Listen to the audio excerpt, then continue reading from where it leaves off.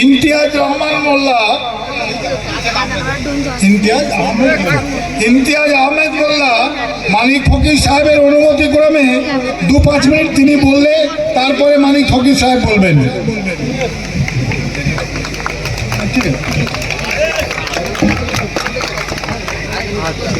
अस्सलामु अलैकुम वालेकुम अस्सलाम व रहमतुल्लाहि व बरकातुहू।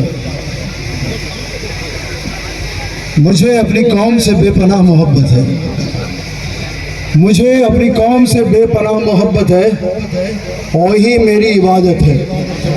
मुझे नहीं मालूम मेरी नमाज की वक़ार क्या है, मेरी तस्बीह की अहमियत क्या है, मुझे मालूम नहीं है। मैं अपने अल्लाह को, रब को हाजिर नाजिर जाके बोल सकता हूँ, जान के बोल सकता हूँ, मेरे कौम से, मेरे वतन से जो मोहब्बत है ये बिल्कुल खालिस है और यही मेरी इबादत है।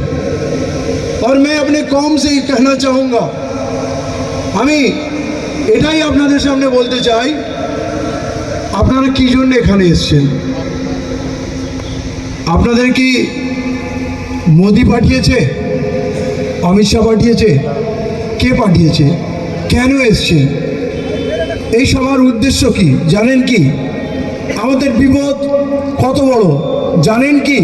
এরপর কি হবে জানেন কি? আমরা তো আপনাদের জানাতে চাই আগামী দিনে কি বিপদ, আরো ভয়ঙ্কর বিপদ, যা বুঝছেন তার থেকে 1000 গুণ বড় বিপদ অপেক্ষা করছে। সেই লড়াইটা কি করে লড়বো আর সেই লড়াইটা কি করে জিতবো, তার ফর্মুলা তার দেব। কোথা থেকে দেব? আমি ইমতিয়াজ মোল্লা কেউ না, আমার নবীর সিরাত থেকে দেবো, আমার নবীর জিন্দেগি থেকে দেবো, আমার নবীর লড়াই থেকে দেবো। কঠিন থেকে কঠিন সময়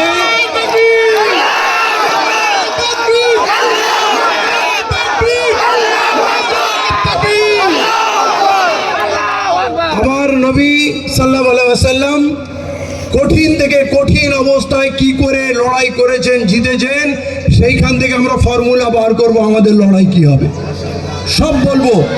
কিন্তু আমরা যদি এখানে অরাজকতা করি, আমি একটাকে বলছি, আকাশে চতুর্দিকে ড্রোন পাখির চোখের মতো ঘুরে বেড়াচ্ছে, আপনার প্রতিটা পদক্ষেপের উপরে নজর রেখেছে এবং পুলিশ পরিষ্কার বলে দিচ্ছে আমরা সামান্যতম 19-20 দেখলে আমরা কড়া অ্যাকশন নেব, কারণ আমাদের উপরে ইনস্ট্রাকশন আছে। আমরা যদি সামলাতে না পারি তাহলে সেন্ট্রাল ফোর্স নেমে যাবে, তারা সব তছনছ করে দেবে, আমাদের হাতে কিছু থাকবে না। আপনারা জানেন শামশেরগঞ্জে আদালতের হাইকোর্টের রায়ে রাজ্য সরকারকে না বলে, মুখ্যমন্ত্রীকে না বলে সেন্ট্রাল ফোর্স 7 কোম্পানি নামিয়ে দিয়েছে এবং ঘটনা এখন কি বেরোচ্ছে যে ওসি আরএসএস এর লোক, ওসি অ্যারেস্ট হয়ে গেছে, শামশেরগঞ্জের থানার ওসি। ওখানকার বড় বড় নেতার বাড়ি থেকে AK-47 প্রচুর অস্ত্র গোলা বারুদ বেরোচ্ছে। আরএসএস এর লোকরা সিআরপিএফ এর পোশাক পরে বাড়ি বাড়ি ঢুকে ভাঙচুর করছে, মারধর করছে আর মানুষকে তুলে নিয়ে চলে গেছে। পুলিশ এখন বলছে আমরা তো তুলিনি, আমরা জানি না কারা তুললো। তাহলে কত জাল বিছানো আছে আপনি জানেন? আপনি হই হই করলে হবে? আপনি রাস্তায় এখানে এসছেন সবাই, পিছনে মাঠ খালি পড়ে আছে, আগে ওই মাঠকে ভরুন, এদিকে লোককে ঢুকতে দিন, আরো লোক আসছে। এবং বলবো আল্লাহর বাস্তে, আমি কেউ না, মানিক ফকির কেউ না, কিন্তু আমরা সবাই মিলে যদি আমরা চাই তাহলে কিন্তু আমরা অনেক কিছু করতে পারি। তার জন্য ঠান্ডা মাথা করে আমাদের শুনতে হবে, বুঝতে হবে।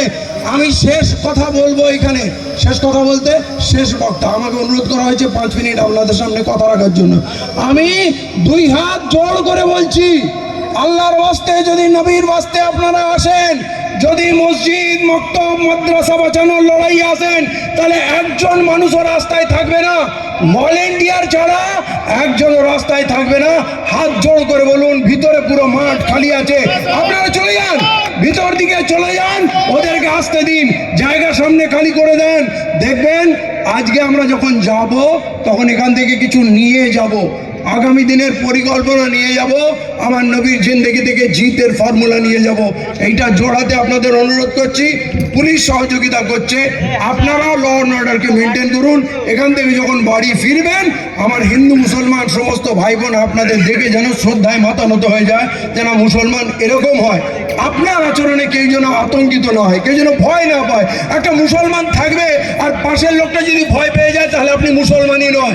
একটা মুসলমান যেখানে থাকবে, পাশের লোকটা বুঝবে এখানে মুসলমান আছে, আমার কেউ কোনো ক্ষতি করতে পারবে না, সে নিজেকে সুরক্ষিত বোধ করবে। আল্লাহ রসুলের যে নসিহত, সেই নসিহত, সেই ভালোবাসা আমরা সমাজে ছড়িয়ে দিই এবং আমরা শান্তি কায়েম করি। আমি শেষবারের মতো বলছি, ভাই রাস্তায় কেউ থাকবে না, ভিতরে মাঠ খালি আছে, ভিতর দিকে ঠেলে চলে যান। সামনে আরও লোক আসছে, তাদের ঢোকার জায়গা করে দিন। এই অনুরোধ চোখে রেখে শেষ হওয়া পর্যন্ত আপনারা ধৈর্যশীল থাকবেন, শান্তিপূর্ণভাবে থাকবেন, শুনবেন। এই অনুরোধ দেখে আমি আপাতত আমার বক্তব্য এখানে বিরতি দিলাম। আমি আবার পরে আসবো।